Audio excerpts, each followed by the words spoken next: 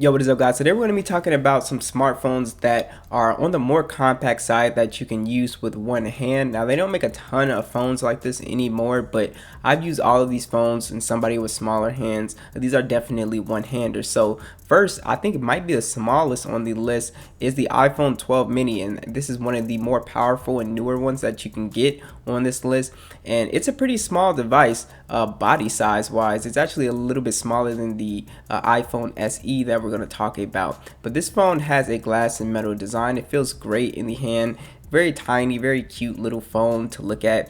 It's also IP68 dust and water resistant, and you have a 5.4-inch display. But this phone has great screen to body ratio. So when I say that it's really small, it does feel super small in the hand. It's a Super Retina XDR OLED display, HDR10, 1080p, 476 for the PPI. It's a beautiful display, very sharp display. My one little gripe about this phone was I think the notch was too big on such a small phone like this, but from what I see from most people, once you use it for a good amount of time, it's not that big of a deal.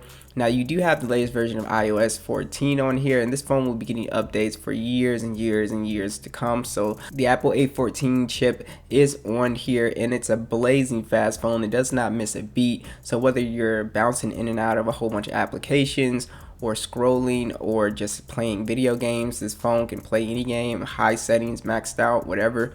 So this is a very powerful, tiny little phone here. You also do not have micro SD support, of course, on iPhones. The base model is 64 gigs with 4 gigs of RAM. You also have some pretty nice sounding stereo speakers as well. Has a good amount of bass quality actually for such a small size here. So I was really happy with speaker quality on this phone. Of course, there's no headphone jack on iPhone, and you do have NFC with Apple Pay, of course, and the Face ID works fast. It's your only option for getting into your phone. I wish they would use the physical fingerprint scanner, just put it in the power button and get rid of the notch completely, but maybe they will eventually. So this phone actually has excellent cameras on it. So you have a 12 megapixel wide and a 12 megapixel ultra wide 4K video with a 12 megapixel selfie camera that also shoots 4K video. Absolutely beautiful photos. You're getting the same photos you would get pretty much on the iPhone 12. Just beautiful detail, color, great dynamic range. The ultra wide is really nice.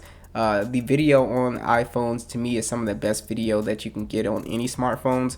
You also have a pretty good selfie camera as well for FaceTime and stuff. You've also got okay battery life on this phone. It's a 2227 milliamp battery with 20-watt fast charging. You also get the magnetic fast charging, wireless charging, and then battery life on here, you're averaging around 4 hours of screen on time, 4 hours and 30 minutes, depending on how you use it. So not that great screen on time.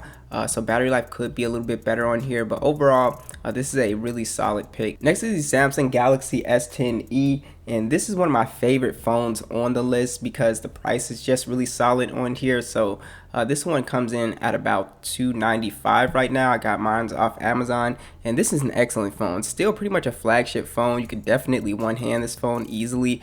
So it's got a premium design. It's a glass and metal phone on here, IP68 dust and water resistant as well, and it just feels really solid and feels really good in the hand. That's one of my favorite things about this phone. So you have a 5.8-inch display. It's a dynamic AMOLED display, 1080p 438 for the PPI.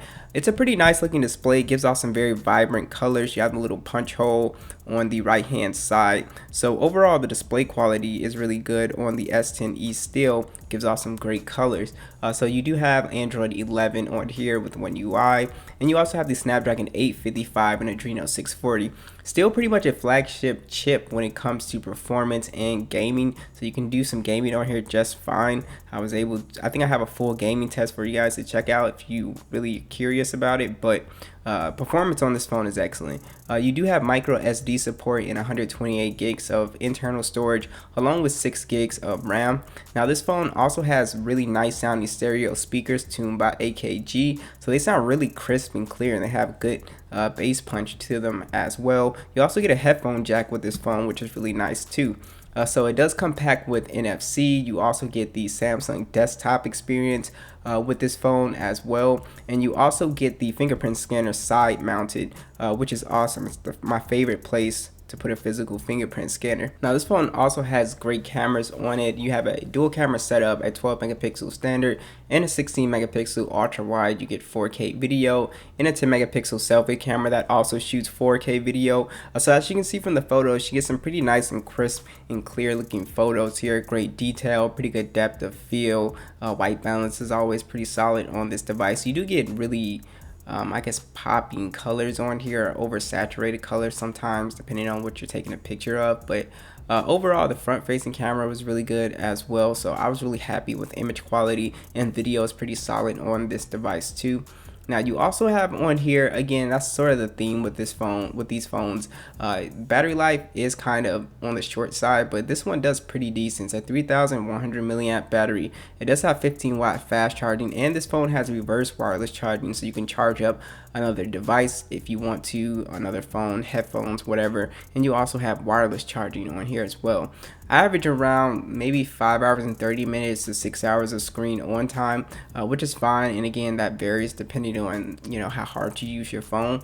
But yeah, so battery life is pretty good on a device this size. So next is the iPhone SE 2020. So this phone is probably one of the smallest screens on the list, of course, coming in at 4.7 inches. The body on here is pretty solid as well. It's definitely a one-handing phone, and it is a glass and metal design on here, IP67 dust and water resistant. Overall build quality is solid on here. It's a 720p plus display, 326 for the PPI. Of course, it's an IPS display, so it's not an OLED display like the rest of these phones, but it still looks pretty good. You get pretty good vibrant colors on here. It's fairly bright, so I didn't have a huge issue with it. And again, very compact screen size, which I think is going to be beneficial if you want just really the smallest screen. So it does have the Apple A13 chip, and this phone is still blazing fast with iOS 14. It's super fast. It does not miss a beat when launching applications, multitasking, gaming. You can game on high settings on this phone, so it's a very powerful chip in this phone still, especially at you can pick one up for around 300 to 350. I'll have all those links down below. You do have 64 gigs of internal storage and 3 gigs of RAM on the base model. You also have stereo speakers, which sound pretty good. They have a good amount of bass to them. And of course, there's no headphone jack on iPhones. Again, no SD card support. You do have Apple Pay on board as well with this phone. And you have the Touch ID up front, which works great, especially in these times where you sort of have to take the mask down. It can get annoying. So having Touch ID on this phone is pretty awesome. It works fine. So this phone actually has very good camera. So it just has one camera. That's the only, I guess, negative for the setup. There's no ultra wide depth sensor or anything like that. It's just one 12 megapixel lens, 4K video, 7 megapixel selfie, 1080p. But as you can see from the shots, it takes pretty good photos. You get really good natural colors. You also get pretty good detail, pretty good depth of field, even though you don't have a depth sensor or anything like that. It's fine. So I think for people who just want to take your phone out, snap a photo, and get a good quality photo, this is still an excellent phone for that. So you do have on here, again, a small battery, 1,821 milliamps, 18-watt fast charging with wireless charging, which is really nice on a mid-ranger like this. And battery life on here is fine. You can get around 4 to 5 hours of screen on time. That's usually what I get on this device. Next is the Google Pixel 4a 5G. So this phone ranges from around $350 to $400. This is a really solid phone. It has a lot of cool stuff to it. So not really a flashy or fancy design. It's pretty much a plastic build on here. And there's no IP rating. You do have a 6.2-inch OLED display, 1080p 413 for the PPI. With the little punch hole, the screen looks fine. You get really good colors on here. It's fairly bright as well. One of the bonus factors with these Pixel phones is that you get a pure stock version of Android, which is great. So that means when Google releases updates, you'll be the first one to get them. So when Android 12 comes out, you'll be the first in line to get that software update. So if you care about that, these are great phones. You also have the Snapdragon 765 5G with the Adreno 620. Performance on here was pretty good. I did not notice any real lag with this phone. You can play games on here just fine. Bouncing in and out of applications is great. So the chipset is pretty decent as well. And then again, you get that 5G. So if you have that available in your area, that's also a bonus. Now this phone does not have any micro SD support, but you do have 128 gigs of internal storage and 6 gigs of RAM, which I think is enough for most people. This phone does retain the headphone jack, which is something that I love, and you also have stereo speakers, which sound excellent, great bass quality, very loud sounding speakers. Now this phone does have NFC and a physical fingerprint scanner on the back, which works great. Had no problems with that. The main highlight with this phone is obviously the cameras. You have a 12.2 megapixel standard lens, and then you have a 16 megapixel ultra wide, 4K video, and then an 8 megapixel selfie.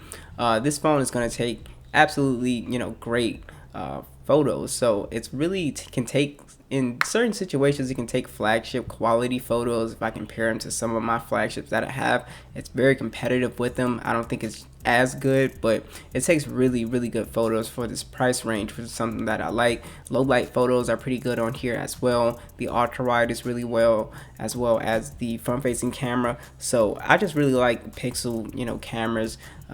They just take some awesome photos for this price point. Video is okay on these Pixel phones. It's not as good as the photos that you would get.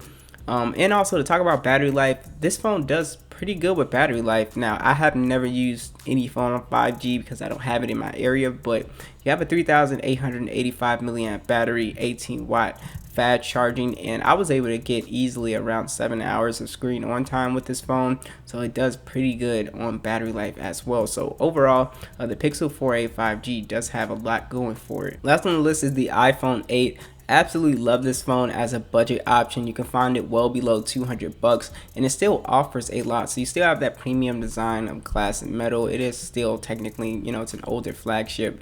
It's IP67 dust and water resistant.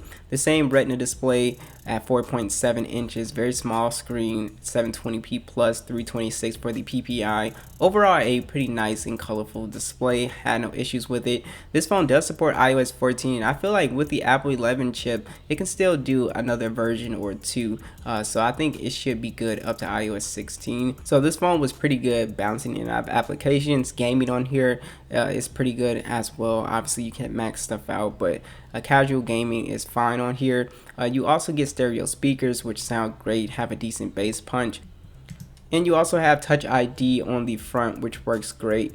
Again, really awesome for the times that we live in.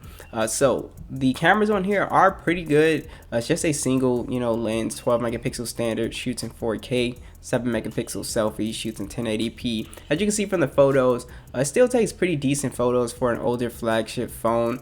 So if you're in good lighting, you could definitely get a really good shot out of this phone. The front-facing camera is still fine for FaceTime and stuff like that. I didn't have any issues with that. Video is pretty solid on here as well. So for under 200 bucks, I was pretty pleased with the camera quality on here. You also have, again, a smaller battery, 1,821 milliamps, then 15 watt fast charging with wireless charging. So again, this phone will average around 4 to 5 hours of screen on time. And you also have wireless charging on here as well, which is really nice. So that's pretty much it, guys. Thanks for watching, and I'll catch you guys in the next video.